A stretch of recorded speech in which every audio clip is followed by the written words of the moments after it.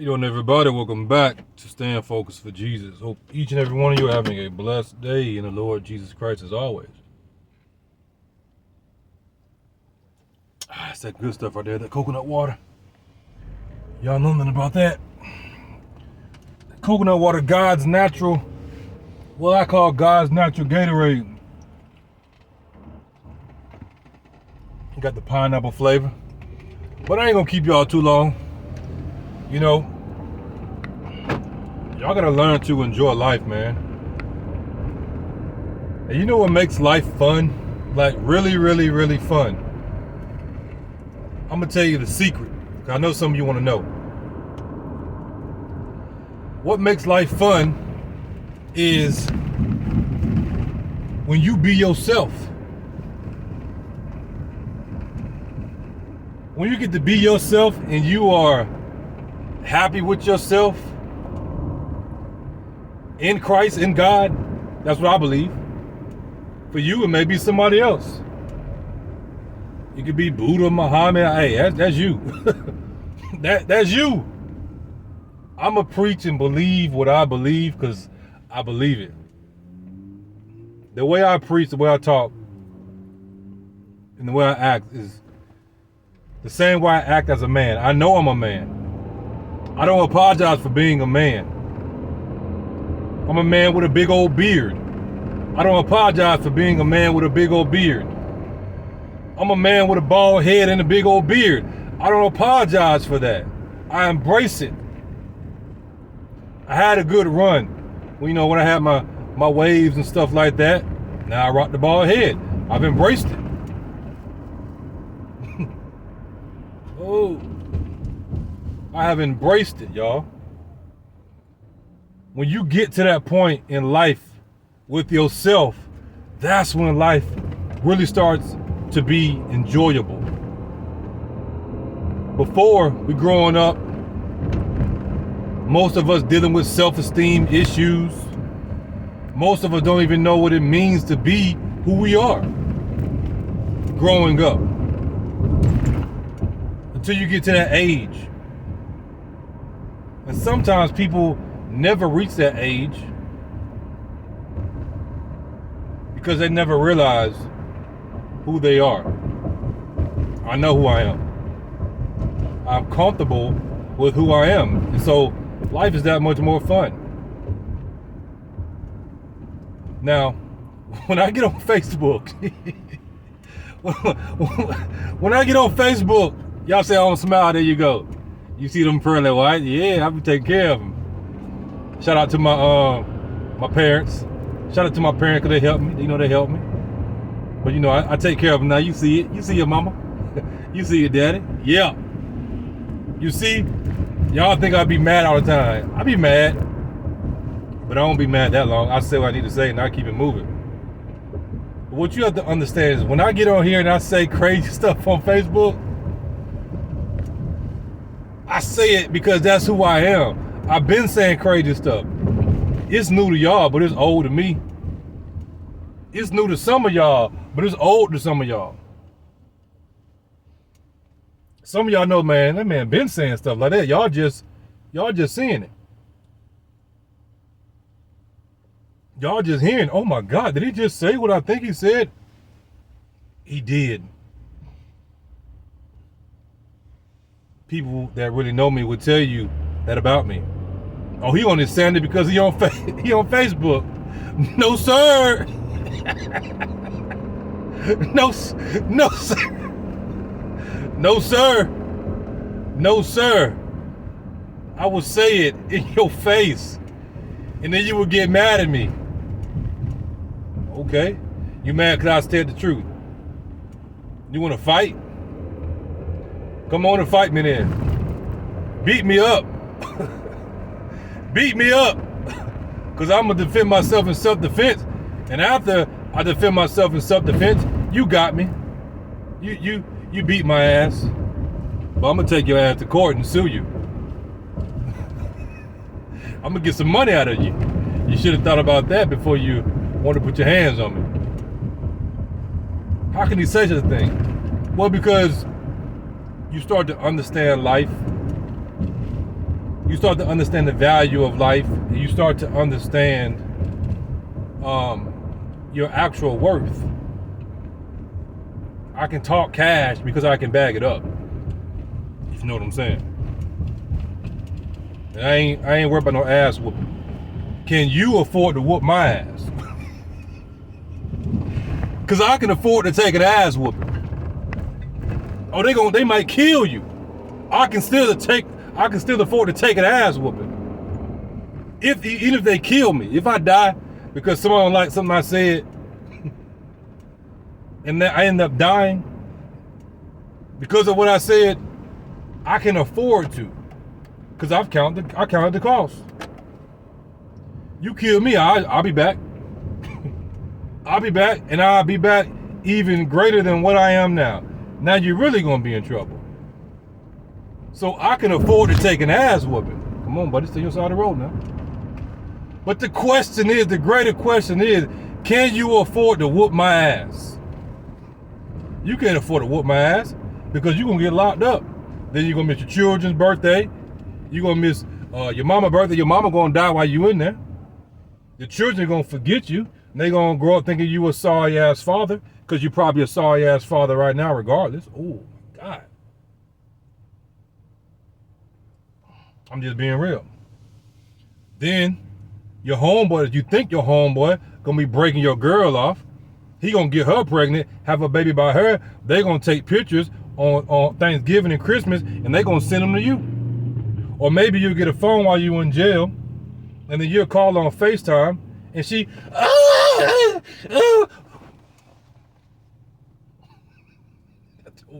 told y'all stop messing with me, didn't I?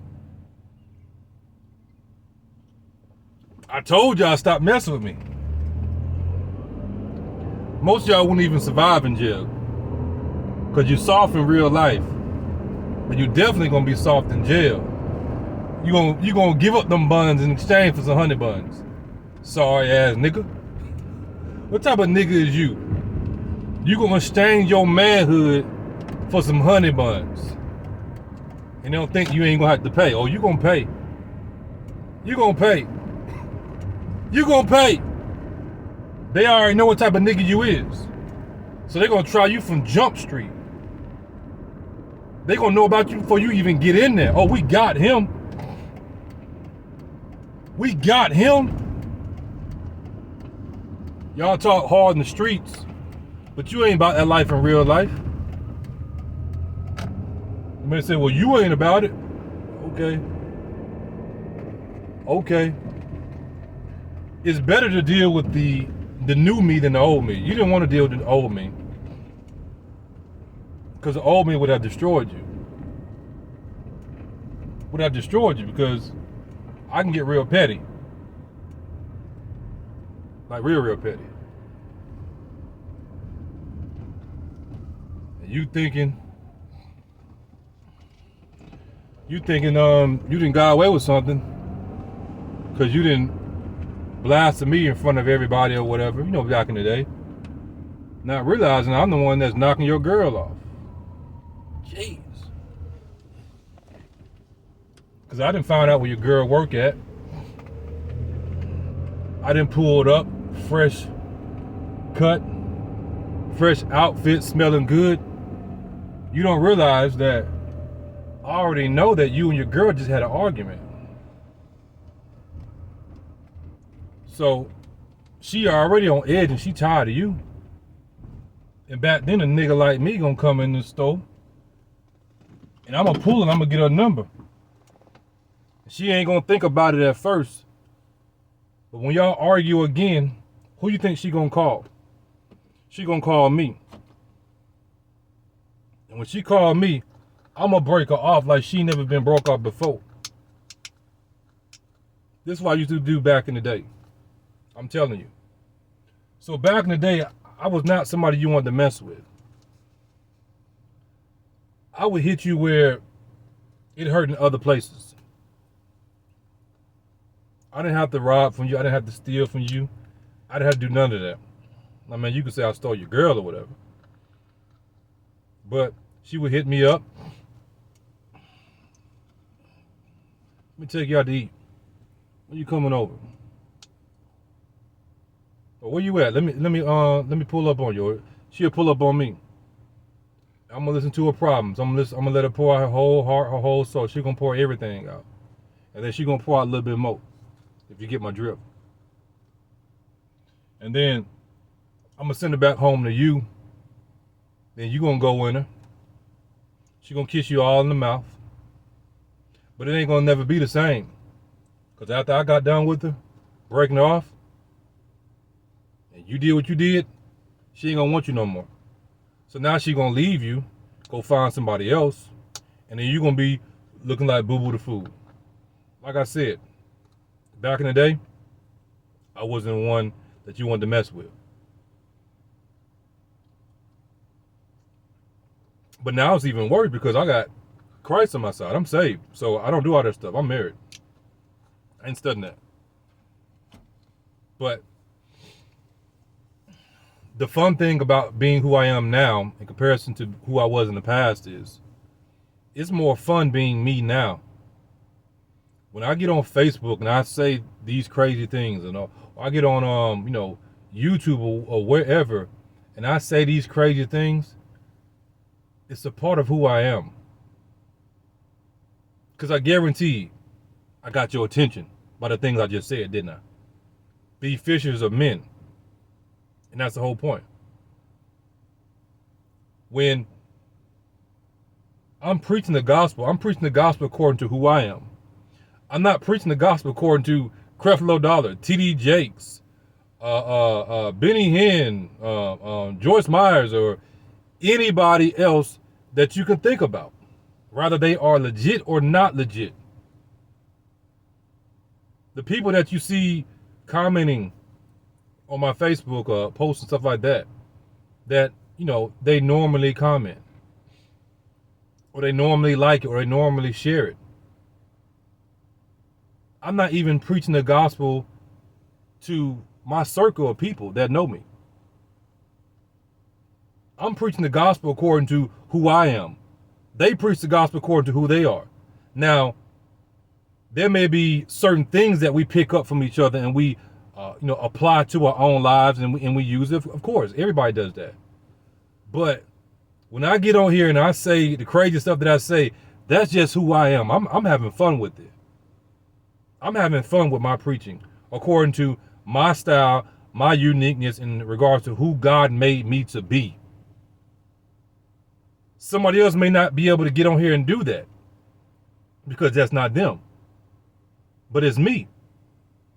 And I'm going to have fun with what God has given me to have fun with and enjoy. The word says that we are the salt of the world, the salt of the earth. If the salt has lost its savior, then it's good for nothing. It's not even good to be trodden underfoot. It's not even good for the dunghill. I mean, it's not even good for fertilizer. Salt gives seasoning. It gives flavor to food. We all know this. And Jesus said that we are the salt of the world, the salt of the earth. So therefore, we bring the flavor to the world. We bring the flavor to the earth. Without us, the world would be boring.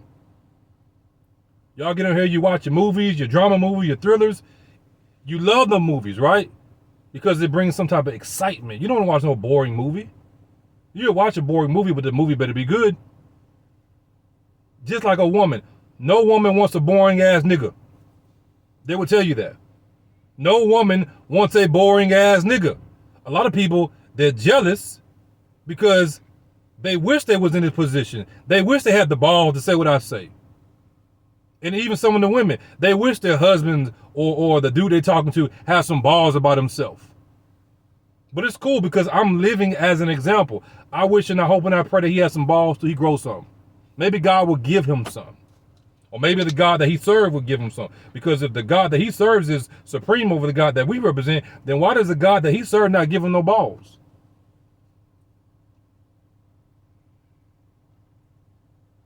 I got big spiritual balls. And if I got big regular balls, that's none of your business. But my balls spiritually is big. And I talk big. And I walk like I got big balls because God is the one that molded me into this man that I am today to have these big spiritual balls. To talk big, bad, and bold. When I get on here, I talk like this. It's not a show. This is who I am. I'm having fun. I'm going to have fun while I preach.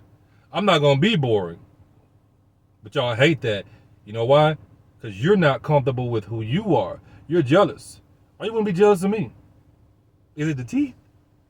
Is it the beard? Is it, look at that skin glowing? Come on. Nah, you shouldn't be jealous of none of that. If you're jealous, you should be jealous of the spiritual blessings that have been bestowed upon me. But you should be jealous because you should want the same thing. And here's the thing. Here's the secret. God will give that to you also. God will make you comfortable in who he made you to be. Not in the old man, not in the old woman. But in the new man, the new woman that don't care about what the world thinks, doesn't care about what the world says, but is confident and comfortable in who God made them to be. Free from sin. Free from all these different things. And there you have it. So in conclusion, when I'm getting over here and I'm talking crazy, it's just a part of who I am. That may not be you, but we're going to talk crazy over here because we want to get your attention. We don't want you to stay stuck on stupid. We don't want you to stay stuck where you at. And you know, it's funny because I see people post just as much crazy stuff that I post, if not crazier, and they get 200, 300 likes and all these comments and everything. But if I say something crazy, people get offended. What's the difference? Because I'm speaking it from a spiritual standpoint. Even though I may be saying it in a carnal way to get your attention, it's still grounded in the Spirit of God. But they're not. That's the difference. That's the difference. I don't care how many likes, you know what I'm saying? God, I know people still read the stuff. I know people still read it. So I'm not worried about it. Just because you don't comment or just because you don't share it don't mean that I don't know that you don't read it. And you over there laughing like, man, you see what this nigga just said? Yeah, man, you be saying crazy stuff, but it's true. Come on, man. That's why it's called being fishers of men. Being fishers of men. But I'm about to get in here to my family, my lovely wife, my lovely 3 children that I have, my lovely little daughter. Finally got one of my in my armory to raise up. In comparison to how I used to do women back in the day.